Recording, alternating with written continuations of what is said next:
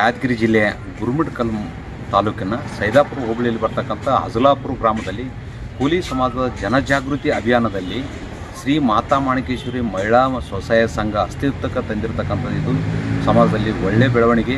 ಸಮಾಜ ಬಾಂಧವರು ಹೆಚ್ಚಿನ ಸಂಖ್ಯೆಯಲ್ಲಿ ಈ ಜನವರಿ 21 ರಾಜ್ಯ ಸರ್ಕಾರದಿಂದ ಆಚರಣೆ ಮಾಡ್ತಕ್ಕಂಥ ಚೌಡಯ್ಯನ ಜಯಂತಿಗೆ ಸರ್ಕಾರದಿಂದ ಜಿಲ್ಲಾ ಮತ್ತು ತಾಲೂಕು ಮಟ್ಟದಲ್ಲಿ ಪೂರ್ವಭಾವಿ ಸಭೆಗಳನ್ನು ಇದ್ದು ಅದಕ್ಕೆ ಹೆಚ್ಚಿನ ಸಂಖ್ಯೆಯಲ್ಲಿ ಭಾಗವಹಿಸಿ ಸಲಹೆ ಸೂಚನೆಗಳನ್ನು ನೀಡೋದ್ರ ಜೊತೆಗೆ ಜಯಂತಿ ಅದ್ದೂರಿ ಆಚರಣೆಗೆ ಭಾಗವಹಿಸಬೇಕಂತಕ್ಕಂಥದ್ದು ನನ್ನ ಅಭಿಪ್ರಾಯ.